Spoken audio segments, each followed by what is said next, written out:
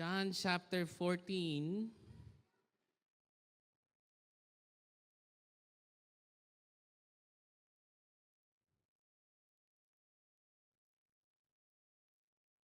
Starting at verse 15 to 24.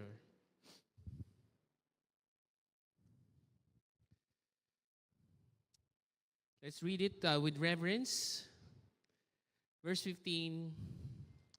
If you love me, you will keep my commandments. And I will ask the Father, and He will give you another helper to be with you forever. Even the Spirit of truth, whom the world cannot receive, because it neither sees Him nor knows Him. You know Him, for He dwells with you and will be in you. I will not leave you as orphans. I will come to you. Yet a little while, and the world will see me no more. But you will see me, because I live, you also will live. In that day, you will know that I am in my Father, and you in me, and I in you. Whoever has the commandments and keeps them, it is who loves me. And he who loves me will be loved by my Father, and I will love him and manifest myself to him. Judas, not Iscariot, said to him, Lord, how is it that you will manifest yourself to us and not to the world? And Jesus answered him, if anyone loves me, he will keep my word, and my Father will love him, and we will come to him and make our home with him. Whoever does not love me does not keep my words, and the word that you bear is not mine, but the Father's who sent me. Lord, thank you for your word. I pray that there will be only one thing and one thing clear, Lord, that Jesus, you are the hope of our lives, because you are the only God whom we did not reach, but you are the one who reached down to us through Jesus Christ. He lived the life that we should have lived and died the death we should have died in our place. Lord, 3 days later, you rose again from the grave, proving that you are the only hope of our lives, the Son of God. And you are giving opportunity for all of us to repent and believe in you. So Lord, as we hear your word, may we change our mind and give our hope to you 100%. In Jesus' name, amen, amen. Go ahead, take your seat.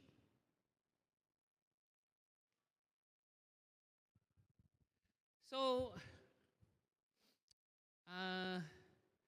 to expound itong John 14, by the way, kung akala nyo late ako, late talaga. Kasi galing pa ako sa greenery. Napakadami. 242 yung umattend sa greenery. So, akala ko ayun, actually hindi pa sila umuwi. Nagtatatakbo sa green pastures. Ah, sabi ko, basta nagtatakbuhan, maghahabol kayo doon pag doon kayo nagsimba. Kasi masaya magtakbuhan. Sumasakay pa ng tren yung mga bata. Pero walang nagsusugal sa church. Yun yung reason ba't ako parang saktong-sakto nga lang pagdating ko, diretso na sa stage. So, let me share with you a story. Around 25 years ago, for some reason, halos sabay nag-asawa yung ate ko tsaka kuya ko. Tatlo lang kami magkakapatid. Ako yung bunso. So, ang napakalaking problema nila sa buhay, baka mag-asawa rin ako. Ang problema, first year college pa lang yata ako noon. So, ako inisip ko, magiging ako parang iniwan niyo ako Ba't kayo bigla nag-asawa lahat? At sa panahon na parang iiwan nila ako, ay doon ko naman naranasan yung pag-ibig ng aking pamilya. Alam nyo, at around that time, 3 bagay ang ginawa nila sa akin. Pinabrace ako, brace sa ipin, binilan ako ng drums. Kaya yung kapitbahay namin, lagi, pag nagda-drums na ako, tumutunog yung bubong namin, may nagbabato ng bato. At saka, ano ba yung isa? personal computer. Hindi pa masyado uso yung PC nun. Binigyan ako, sabi niya, basta wag ka lang mag-aasawa, mamahalin ka namin. And actually, siguro, naisip nila, baka di ako makapag-asawa. Dati kasi yata, 100 yung ipin ko eh. Alam mo yun? 8 yung binunot nung dentista eh. Para lang, pagka sabi niya, close your mouth. Sabi ko, ganyan. Tapos tumutulo lagi yung laway ko. Ngayon, naisasara ko na yung bibig ko ngayon kasi 8 yung matitinong ipin ang binunot sa akin at that time. So, ganyan yung nararanasan ng mga disciples na instead na maramdaman nila, inabandon na sila ni Jesus, is that they will be immersed. Okay, sabihin niyo po, immersed. So, next slide tayo. Hindi pa nakaano yung clicker ko. Next slide. Yan yung ating pag-uusapan, immersed. Okay, sabihin niyo nga po sa inyong katabi, immersed. Then, we're talking about the Holy Spirit. Na imbis na parang feeling mo inabandon na ka, lalo ka pang na-immerse. Ano ba ang tawag? Lumubog. Malubog ka sa Holy Spirit. At alam naman natin, last week we talked about Pentecost Sunday, and Pentecost is a yearly tradition. Now, we cannot live on tradition. Bakit? Ang tradition ay yearly. Okay, taon-taon ka nagbe-birthday, pero anong gagawin mo sa araw-araw? Anong gagawin mo sa 364 days in a year? So we don't just want the Pentecost, the outpouring of the Holy Spirit, but also that we will be immersed in the Holy Spirit daily. And ang totoo, kung binigay na natin yung buhay natin kay Jesus, definitely meron tayong Holy Spirit. Meron ka ba ditong katabi, mukha naman siyang may Holy Spirit? Tingnan natin. Grabe yung iba, talagang ano kayang meron sa kanila? Meron yan. In fact, forever nga ang nakalagay doon sa Bible. So, ibig sabihin yung Holy Spirit, laging nandyan. Ang mas concern actually, nire-resist natin siya, mas nandoon. We resist Him like, hindi ko lang alam kung mga Pilipino lang ba yon yung ayaw humihingi ng tulong. Okay? Ako, example ko na lang sarili ko. Yung asawa ko, mahilig magtanong yan eh. Di ba? Pagka naliligaw ba ta? Hindi, kaya pa to. Kaya pa. Huwag kang magtanong! Okay lang naman yon na minsan wala kang matanungan. Pero kasi ito, laging nandyan. Lagi mong kasama yung Holy Spirit, and yet we resist Him. And I say Him because He's not a feeling or a force, but He is a person. Napansin niyo ba yung Holy Spirit? Laging Him. So may gender. Ibig sabihin, person siya. Hindi siya yung, alam mo yung Holy Spirit, ayan yung pagka kumakanta na parang tumatayo na yung buhok ko. Lugi ako dyan kasi ako wala akong mapatayo. So, tumatayo na yung yan na yung Holy Spirit. Hindi siya ganun, but rather, is something na we're gonna see as we study the text na nabasa natin kanina. And so in one word, in one sentence, ito yung gusto lang nating tandaan. You were never meant to carry God's mission alone. The Holy Spirit lives in you, goes with you, and empowers you. Pwede ba natin yung basahin sabay-sabaw? 1, 2, 3, go.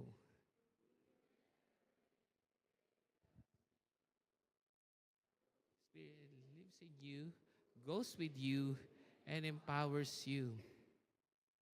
Kasama natin yung Holy Spirit. Now, siguro,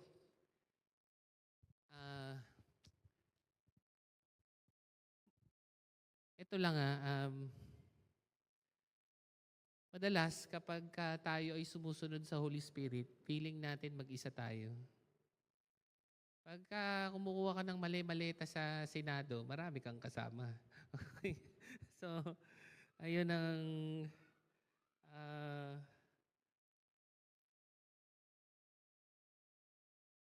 Galing.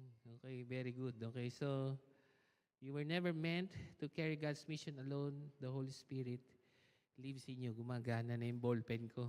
Okay, so palakpakan naman natin yung mga admin natin dito sa harap. Okay, so thank you sa inyo.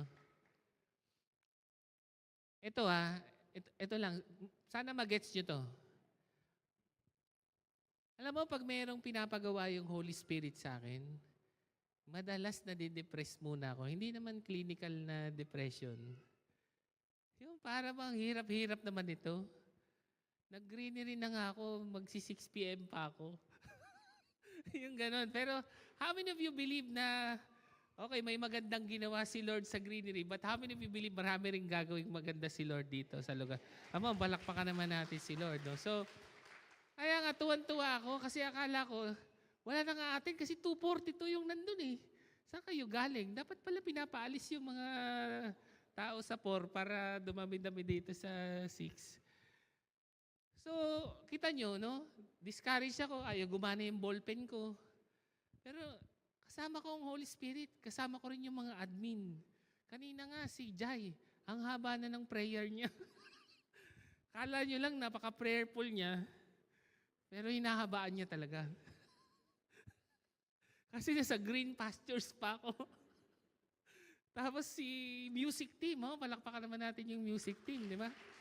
Grabe, napansin niyo ba? Ang daming instrumental, di ba? Pero na-realize ko, may maganda palang gagawin si God dito sa 6 p.m. service. Madalas ganun. Madalas feeling ko hindi aabot. Madalas feeling ko hindi ko kaya. Pero alam nyo, nangyayari, help is always available. Oo, yun doon ko na.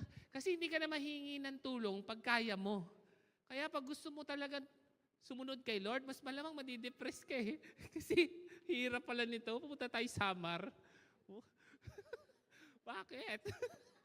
So, pero tingnan nyo, madalas ayaw nating gawin, pero pag ginawa mo, buti na lang ginawa natin. Sabi ko sa inyo eh. Sabi mo, nung una ayaw mo na eh. So, kaya nun din sa victory group, no? Minsan nadi-discourage ako sa victory group, di ba? Ano yan, confirm lahat, no? 12, check lahat. Tapos pag malapit na yung BG, no, mga 1 hour before, isa-isang nagka-cancel. Tapos, Lord, kaya pa ba, Lord? Tapos kala mo, madi-discourage ako. Pero pagka humingi na ako ng tulong sa Holy Spirit, magkakaroon ako ng encouragement to push through kahit pa feeling ko mag-isa lang ako. Pagka nandun na ako, buti na lang tumuloy ako. Kagaya yung katabi mo, no? Ayaw niyan magsimba kanina eh. Oo. Pero, by the help of the Holy Spirit, how many of you are grateful? Buti na lang nandito kayo ngayon. Yan. Yes. Alright. So, himayin natin itong ating takeaway.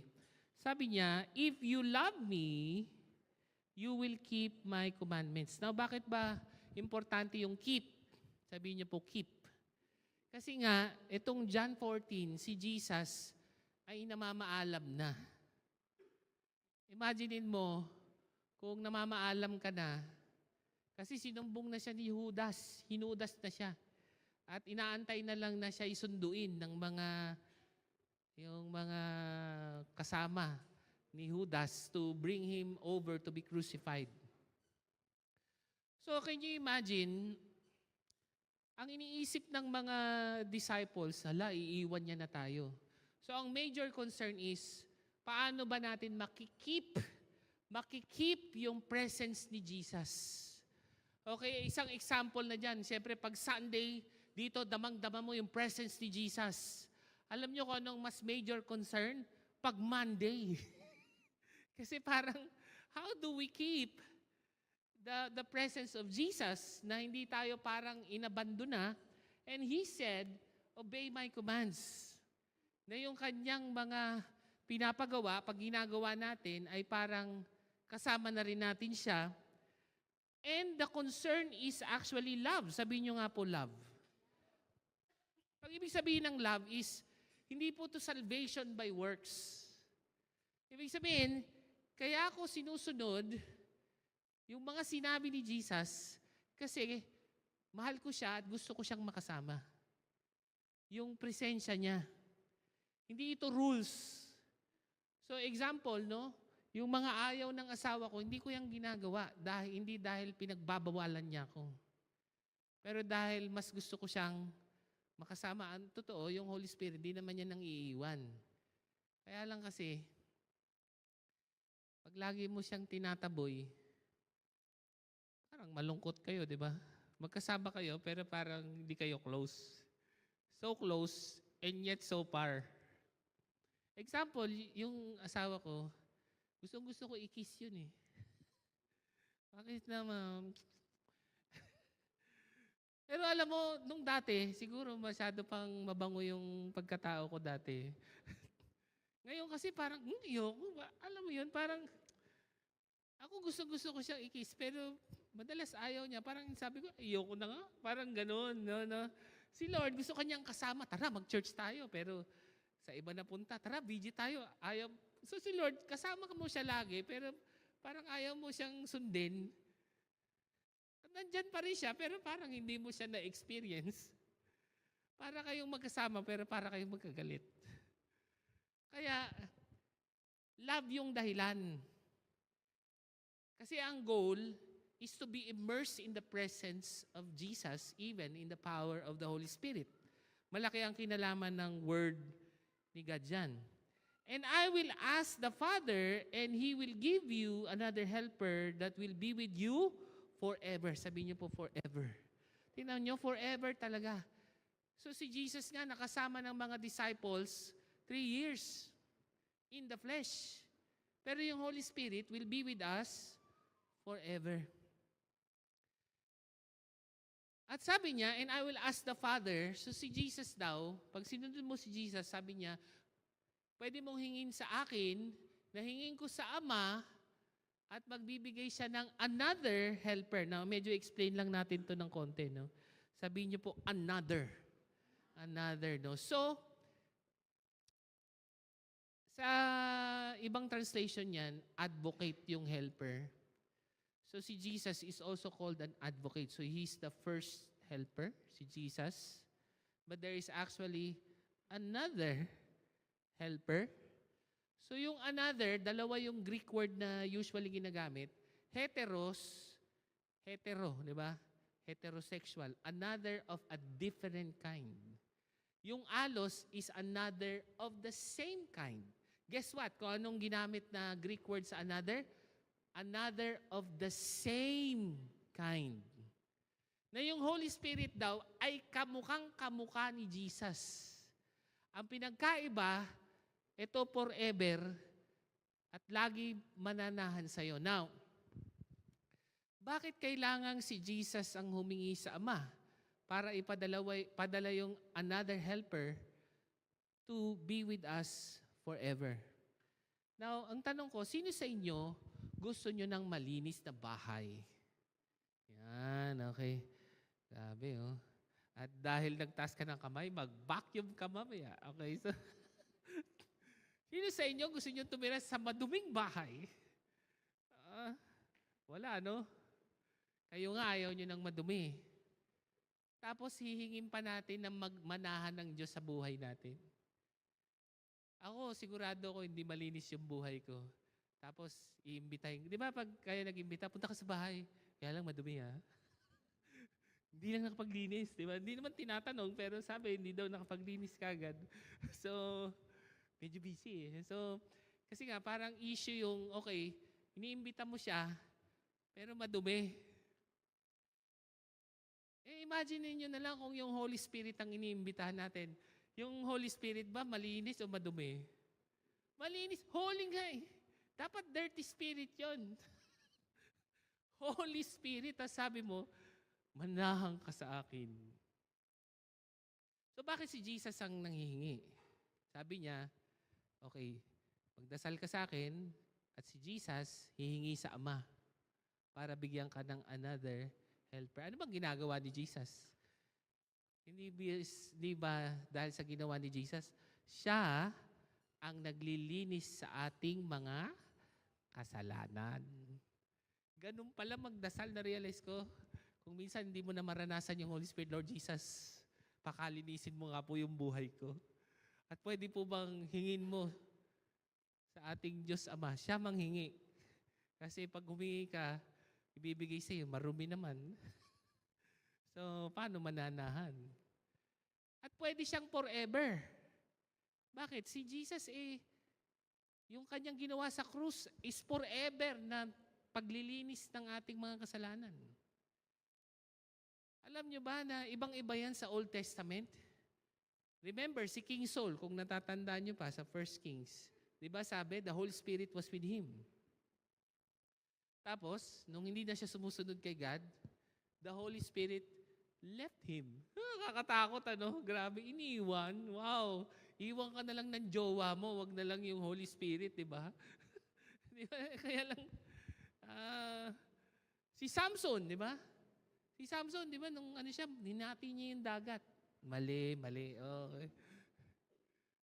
Di ba nung sumusunod siya, wag magpagupit, hindi naman yan tungkol sa pagpapagupit, tungkol sa pagsunod. Nung sumusunod siya, kasama niya yung Holy Spirit, malakas siya. Nung hindi na siya sumusunod, humina na siya. So the Holy Spirit left him. Now, ayokong manirahan sa Old Testament, but because we have the finished work of Jesus Christ, it is actually possible through His finished work that the Holy Spirit will be with us forever because Jesus can forever forgive and cleanse our sins so that we can ask the Father and He will send you another helper that will be with you forever. Sabi mo sa katabi mo, may forever. Huwag ka mag-alala. Yeah, may forever.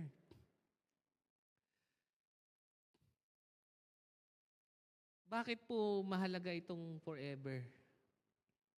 Kasi many of us just do marriage by ourselves. Kailan kayo nag-pray sa inyong marriage? Parang, alam mo yun, parang okay naman mag-pray, pero parang kaya na natin to. Kung hindi gumagana yung marriage mo, ganun talaga. Hindi kaya kailangan natin ng tulong? Hindi kaya naliligaw na tayo, pero ayaw lang natin magtanong? Kasi ganun ang mga Pilipino, pastrong di ba? Kamusta ka? Okay lang. Yeah. Kahit naman sobrang anxious ka na, pero sasabihin mo, masaya naman. Pero kailangan mo na talaga ng tulong. Now, we do marriage by ourselves. We raise children by ourselves. We do ministry by ourselves. Tapos gusto nating maging holy by ourselves. Kaya minsan magkukwit na tayo sa church, sabihin natin, ayoko na nga umattend ng 6 p.m. service. Lahat ng tinuturo doon, ni isa wala akong magawa. Grabe, so, natututunan ko siya, pero hindi ko naman siya magawa. Sino ba kasi may sabi na ikaw lang ang gagawa niyan mag-isa? Para bang ang natutunan mo lang yung aral.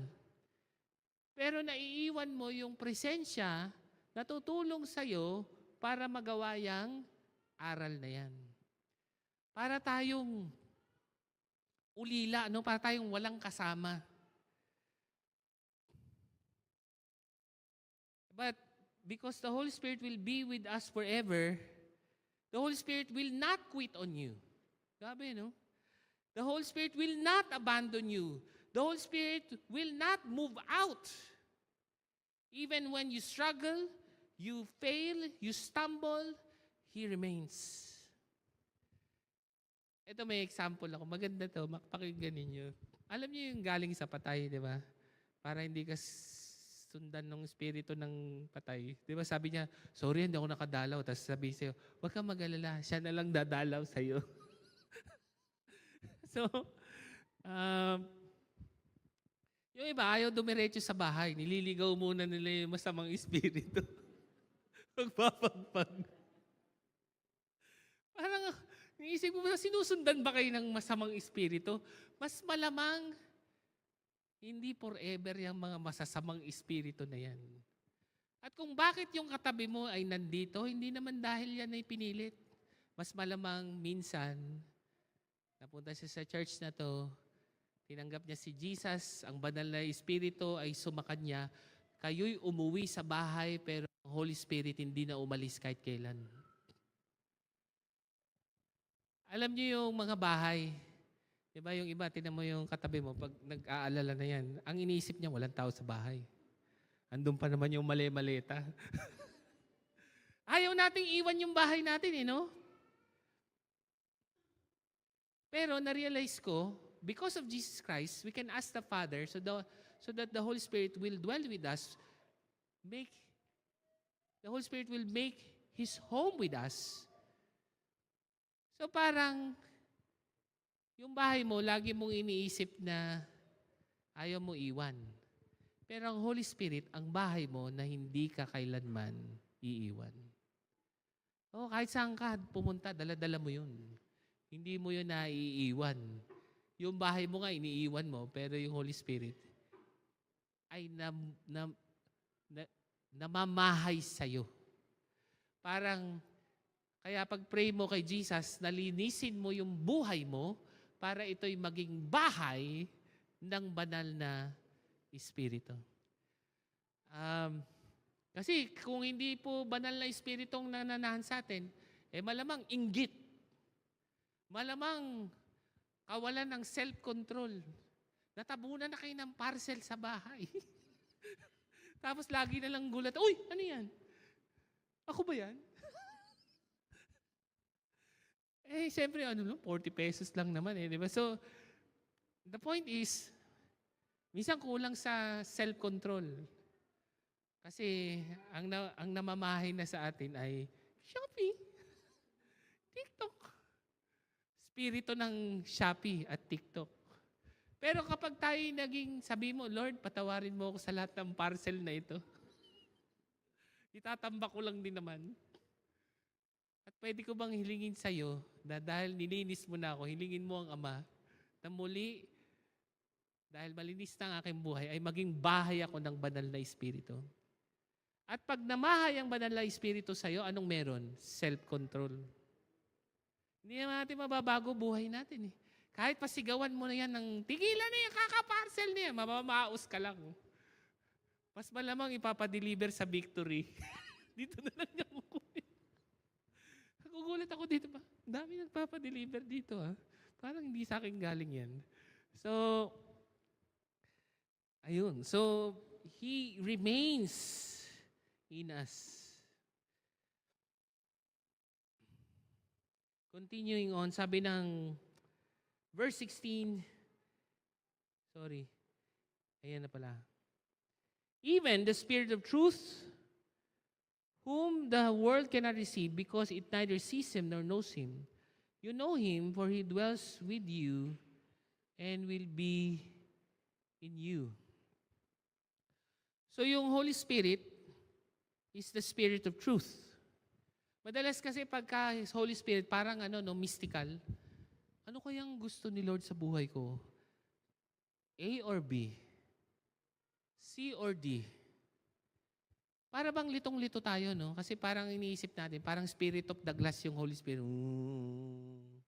A. Diba? Parang hindi makontrol. But the Holy Spirit is the Spirit of truth, which means wala pong gusto ang person of the Holy Spirit na kontra sa Bible. Nako, simplihan na lang natin. Huwag na yung buong Bible. Walang gusto ang Holy Spirit na kokontrahin yung 10 Commandments. Pwede po bang magpa-counsel, Pastor? Nalilito na po talaga ako.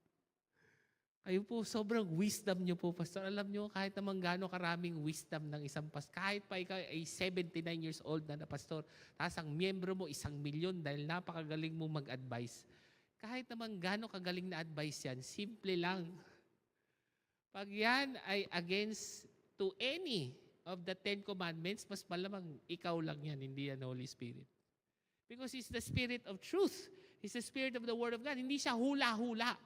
Okay? Kung walang sinasabi ang Bible dyan, mas malamang pwede kang maging creative. Pero kung malinaw na sinasabi ng Bible, lalo na sa 10 Commandments, mas malamang mali yan.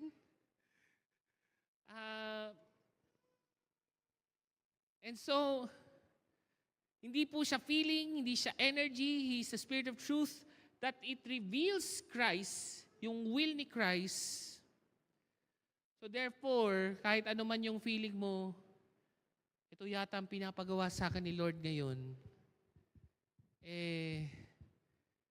paano ka naging sure? Simple lang naman eh.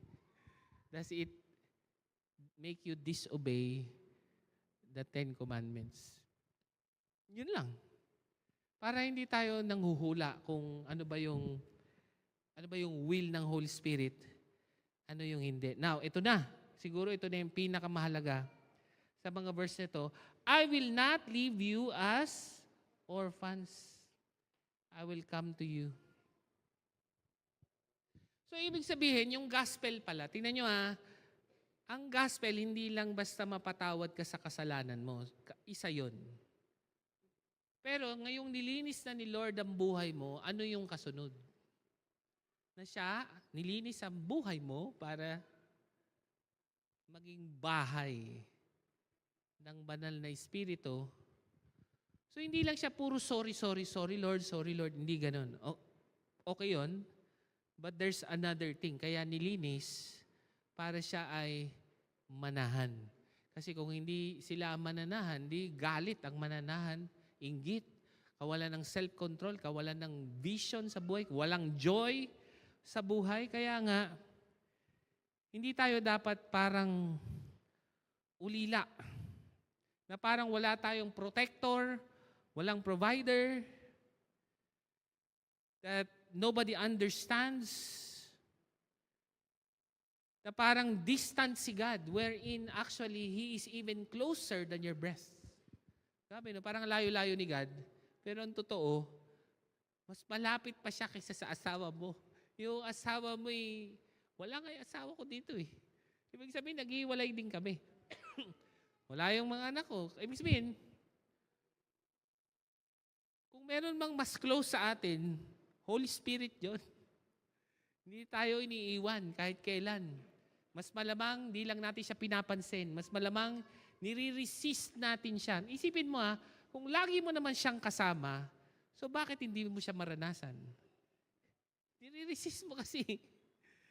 Ang kailangan mo ay yakapin mo siya, mag-yield ka sa kanya. Pero lagi talaga siyang nandyan. Kunwari, nag-estudyante ka. Diba? Gusto mo nang mangopya. Pero sabi ng Holy Spirit, huwag. Mag-aral ka na lang, bawi na lang next time. Diba? Kaya lang, nararamdaman mo naman hindi po yung konsensya. Holy Spirit yon. So, I remember, nung birthday po ni Judith, nung mate, ito maganda po itong kwento na ito na helpful dyan. Nag-celebrate kami ng birthday ni Judith sa orphanage. Dito lang malapit. Habang kumakain kami ng Jollibee lang naman,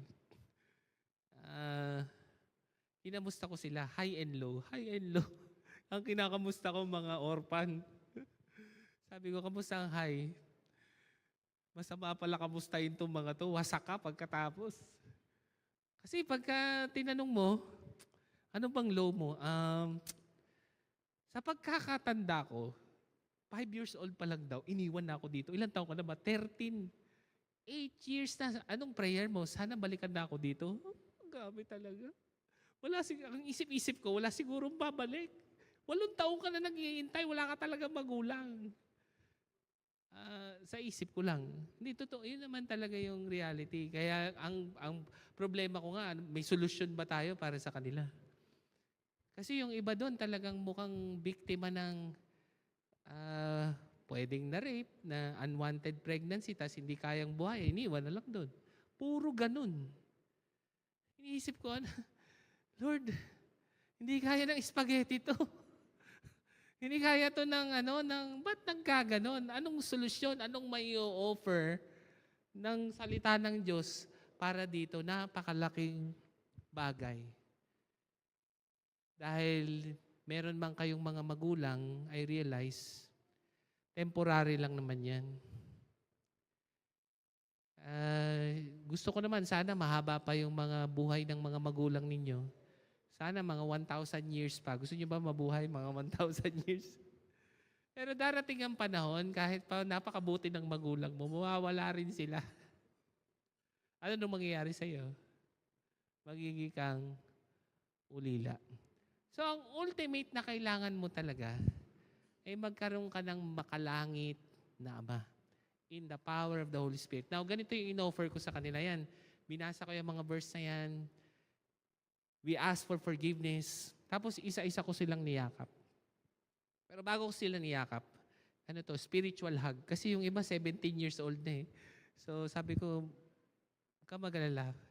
Wala akong buhok. Tatay na tatay ako.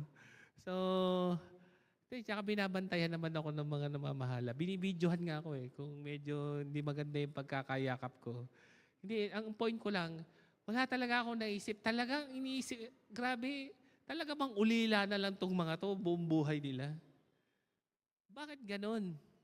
So nagpray ako, sabi ko, Holy Spirit, pwede bang pag niyakap ko sila, hindi nila mararanasan yung yakap ko, pero mararanasan nila ang yakap ng Diyos Ama sa langit. Sabi ko, pag niyakap ko kayo, pumikit kayo. Kasi ayokong matandaan ninyo yung yakap ko. Pero sana matandaan ninyo ang yakap ng Diyos Ama sa langit. At alam nyo, kailangan nating lahat yan. Hindi lang sila. We are not orphans. Hindi lang po forgiveness, but the God Emmanuel. God with us. That He is with us, that He comes to us. Sabi pa nga, He comes to you.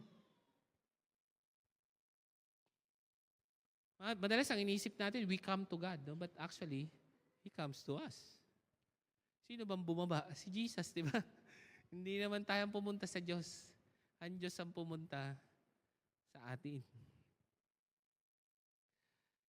And then, sabi ng verse 19, yet a little while, and the world will see me no more.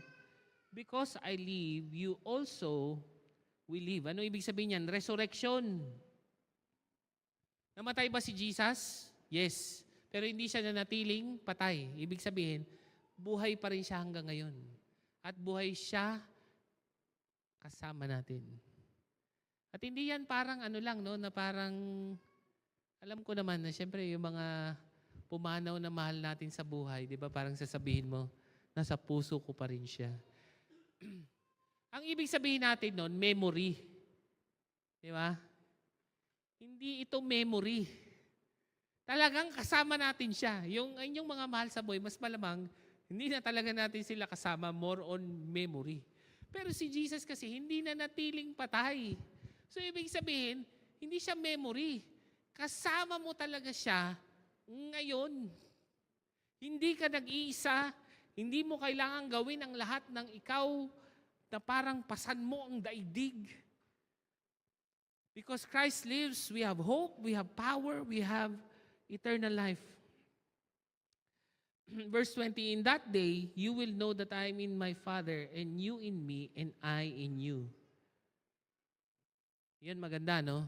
Sabi ni Jesus, in relation to the Father, anong sabi? Step 1, you in me. Sabi mo sa katabi mo, you. In Christ. So, ibig sabihin, if you are in Christ, naiiba yung tingin sa'yo ng Diyos Ama sa langit, no? Kung hindi mo kilala si Kristo, ang tingin lang sa'yo ni God, tao. But if you are in Christ, then when God looks at you, He looks at you as a son. Nakita nyo, nagbabago yung yung relasyon dahil sa ginawa ni Jesus in the power of the Holy Spirit. Ang Holy Spirit nagpapaalala sa atin, iba na ang tingin ng Diyos sa atin. Ang tingin niya sa atin, anak. Hindi lang basta taga-attend ng church na pagka nagmintis ka ng service, kulang ka sa blessing. Hindi ka bibigyan ng hininga ni Lord. Mga 10 hininga ka na lang. Hindi ganon. Anak ka niya eh. Meron pa. You in me, tapos sabi niya, and I in you. So ano ibig sabihin nun? Hindi na lang nagbago yung tingin ni God sa atin, nagbago na rin yung tingin natin sa Kanya. Hindi na lang siya Panginoon. Pero siya ay daddy, tatay. Napakalaki. Alam mo, I realize there's a hole in our heart that only the Heavenly Father can fill. Ako naisip ko nga yung, sorry, wag na lang panoorin ng mga anak ko to. Minsan pag okay kami, para lang mapansin ko yung mga anak ko, yung isa, susuntukin ganun. Parang gumagawa ng nagpapapansin, parang ganun. Parang nananahimik sila, bigla niyang gaganunin. Ba't mo ginanon? Sabi niya. Sabi ko, siguro kasi hindi ko siya nakikita eh. Pero tuwing gumagawa siya ng mali, nakikita ko siya. Kaya karamihan ng ginagawa natin sa buhay, mas malamang ang tingin natin, walang nakaka-appreciate. Walang tatay. Eh lalo na pag matanda na tayo, di wala na talagang magulang. Pero hindi totoo yun. We will never live as orphans. Meron pong nakakakita, meron po tayong Diyos Ama sa langit. Whoever has my commandments and keeps them, he it is who loves me, and he who loves me will be loved by my Father. And I will love him and manifest myself to him. So anong issue talaga? Gusto mo hindi ka iiwan ni Jesus in the power of the Holy Spirit. So, again, bumabalik pa rin sa commandments. Kapag sinusunod mo ito, hindi mo lang alam na kasama mo si Lord, talagang nararanasan mo siya. At hindi ito yung manifest na nasa Facebook, di ba? I-share mo to at magkakato ito in 3 days. Hindi yun ang manifest. Ang manifest is yung hindi head knowledge si God. Talagang nararanasan mong hindi ka nag-iisa. Kahit ngayon lang damang-dama ko. Nung papunta ako dito, sabi ko, late na talaga ako. Wala naman akong kachat eh. Hindi ako, tanongin niyo yung mga kasama ko. May sinabihan ba ako na habaan niyo yung worship? Wala. Si Holy Spirit lang kumakausap. Biglang ginanahan mag-pray si Jai. Biglang ginanahan tumugtog yung worship team. Kaya, biruin nyo, makakatapos pa tayo ng 6 p.m. service. Talaga namang hindi tayo nag-iisa. Mahirap po itong church na ginagawa natin. Pero kung bakit naman tayo nagpapatuloy is because we see the manifest presence of God. Finally, Judas, last 2 verses pa. Judas, not Iscariot, said to him, Lord, how is it that you will manifest yourself to us and not to the world? Now, ito, mahalaga ito ha. Listen kayo. Si Judas, hindi yan kasi wala na si Judas niyan eh. Kasama niya yung manghuhuli kay Jesus.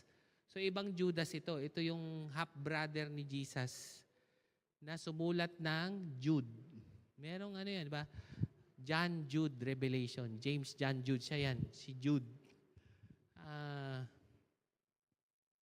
Sabi niya, ang tanong niya, bakit gusto mo na maranasan namin ikaw? Ba't hindi mo na lang iparanas yan sa buong mundo? Sabi niya, ikaw na.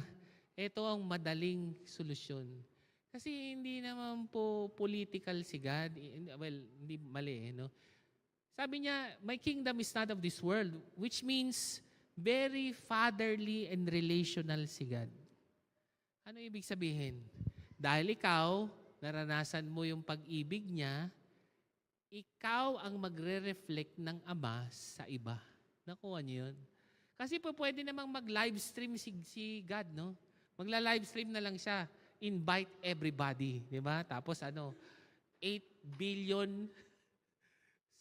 na nanonood. Sabi niya, ako ang Ama. Press like if you like me. Gano'n lang Ganun ba yun? Hindi. Kung sino ang nakaranas sa Diyos Ama na Ama talaga siya, sila ang magre-reflect ng Ama sa iba. In the same manner, ganun yung naranasan ko dun sa ampunan. Alam ko talaga, walang yumayakap sa kanila. Wala. Kaya narinig ko yung bulong ng Holy Spirit. Mahirap din kasi yung iba mga 18, halos 18 na parang paano ko ba yayakapin to, ganun lang. Hindi ko alam. So, pero iba yung naisip ko eh. Ang naisip ko talaga, gusto ko maranasan nila yung yakap ng Diyos Ama sa pamamagitan ng yakap ko. So kaya ganun, very relational, hindi kasi siya political, very relational. So if you relationally know the Father, then you will share Him relationally with others. Last verses, Jesus answered him, "If anyone loves me, will keep my commandments. My Father will love him, and we will come to him and make our home with him." Grabe, no? Nung Old Testament, they go to the temple to experience the Holy Spirit. But in the New Testament, Jesus said, You are the temple of the Holy Spirit. You no longer go to the temple goes with you. Kaya ito yung bahay na hindi mo iniiwan. At kung parang feeling mo nalalayo ka na, humingi ka lang ng tawad and then once again, ask the Father to show you and fill you with the power of the Holy Spirit.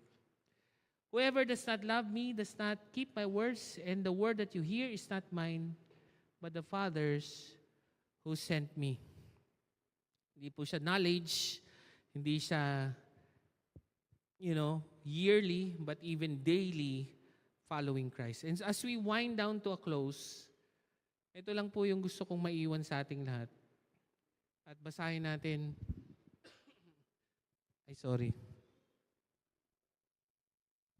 Can we read it one more time? 1, 2, 3, go. You were never meant to carry God's mission alone. The Holy Spirit lives in you, goes with you, and empowers you. Kahapon lang, no, yung mga nag-L130, nakita ko dito. Base sa kwento nila, parang, kasi ang nangyari, pinagsishare namin sila ng gospel na mas malamang ayaw nila. Or hindi nila kaya. Huwag na lang yung ayaw. Hindi, gusto namin, pero hindi namin kaya. Pero nung pinipilit nila, I say pinipilit, no? Kasi ganun talaga eh. Pag sumusunod ka kay God, parang feeling mo mag-isa ka. Yeah, I heard them. And by the way, it was very successful. Dami nilang na-share ng gospel. Ang nakita ko talaga is they were never meant to carry God's mission alone. The Holy Spirit lives in them and even goes with them. And for that reason, very successful ang ating pag-share ng gospel sa ating mga kapamilya at sa ating mga community. And so, as we come to a time of prayer, can we just prayerfully, padasal na reflect, am I living as though I am alone? Or am I living as someone who truly believes the Holy Spirit is with me, in me, and enough for me? Am I living as though I am alone? Or am I living as someone who truly believes the Holy Spirit is with me, in me, and enough for me? Last na lang, no, medyo na overtime. Grabe, no? Na overtime pa. Late na nga, overtime pa. Alam nyo, kahit nung pinaplant itong baliwag, iyak ako ng iyak nun. Hindi naman sobrang iyak. Kasi parang ang gusto ko, kasama ko lang lagi si Pastor Eric. Parang ganon. Tapos, wala eh. Parang, alam mo wala akong comfort friend. Wala. Yung parang lagi, sabi ba, go and make disciples. So, ibig sabihin, iiwanan mo yung komportable, tapos pupunta ka dun sa parang feeling mo mag-isa ka, pero hindi ka talaga mag-isa. Kaya naisip ko, pag takot kang mawala yung katabi mo, mas malamang ang pakiramdam mo, mag-isa ka talaga. Kasi ayaw mo siyang mawala eh. Hindi ko naman sinasabing mawala siya, pero parang yung hindi ka makagalaw nang wala siya, mas malamang ang feeling mo talaga, mag-isa ka talaga. at parang hindi enough ang Holy Spirit. All of that to say, halos 15, 16 years na tong Victory Baliwag. Kung hindi ko naman iniwan yung malolos, hindi, hindi ako magiging pastor. Lagi na lang, Pastor Eric, ano pong gagawin natin? Puro ganun lang. Kasi parang hindi ako makagalaw nang wala siya. Pero dahil the Holy Spirit is enough for me, then I'm able to do the mission of God. So let's just reflect on that question. Why don't you bow your heads, close your eyes, and think about, are you living as though you are alone? And that the Holy Spirit is not in you, and that is not enough.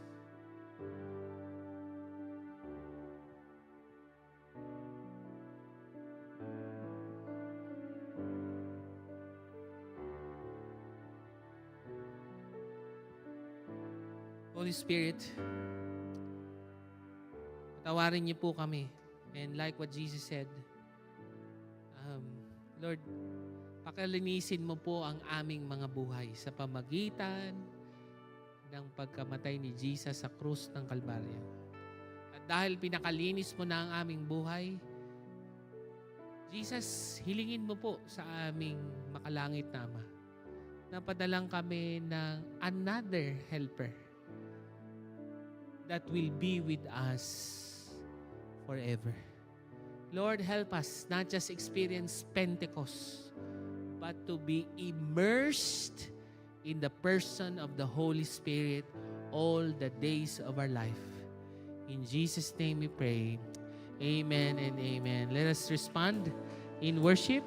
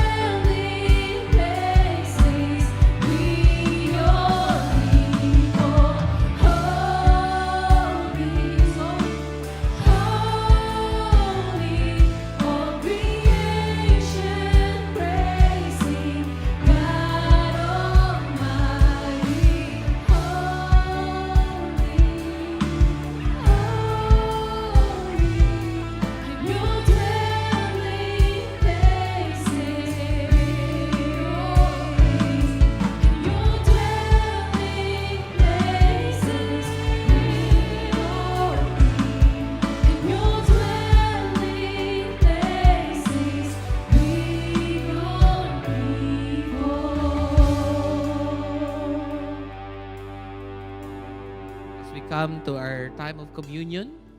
As we partake of the bread, we're reminded that Jesus is in us and we are in Christ. Therefore, we are not just people, we are sons, and God is our Father. So let's pray. Lord, thank you. For by your stripes we are healed, Lord God. For because your body is broken, we are made whole, Lord God. Whole in our relationship with you, whole in our relationship with one another, whole in our relationship sa aming pamilya at mga kaibigan. At Lord, maging sa pag-share ng gospel sa iba, Panginoon, you are bringing wholeness to the world. So Lord, maraming salamat as we partake this bread. Remind us that you are in us and we are in you. Victory Baliwag, the body of Christ, broken for you. Thanks be to God.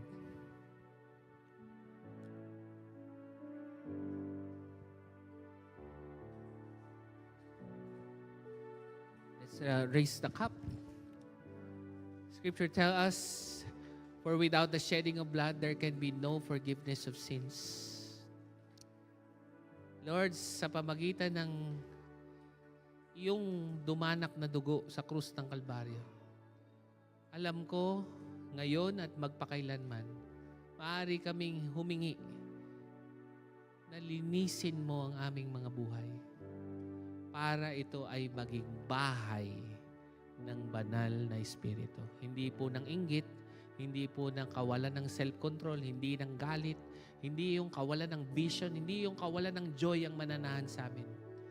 But Lord, thank you because you cleanse us from our sins. We ask you to ask the Father to send us another helper that will be with us not just 3 years like Jesus, but will be with us forever. Lord, because you will always forgive us of our sins, help us not resist the Holy Spirit, but rather yield and surrender daily to the Holy Spirit, for He will never leave us nor forsake us. In Jesus' name. Victory Baliwag, the blood of Christ shed for you. Thanks be to God.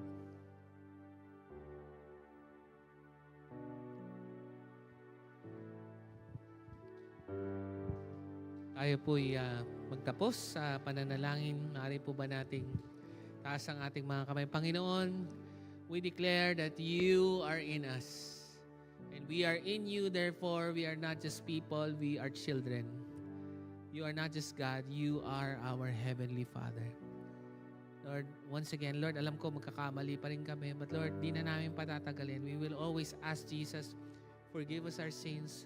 And once again, ask the Father to send overly, again and again, remind us that we have the Holy Spirit forever, that we are not orphans, that you are our protector, our provider, our helper. You are our strength, Lord God. Lord, maraming salamat po. As we send everybody out, we say, the Lord bless you and keep you, and may He make His face shine upon you and be gracious to you and give you peace, as the Holy Spirit will never leave you nor forsake you. In Jesus' name we pray, and everybody say, Amen and Amen. God bless you. If you want prayers, I'm here to pray for you. See you next Sunday.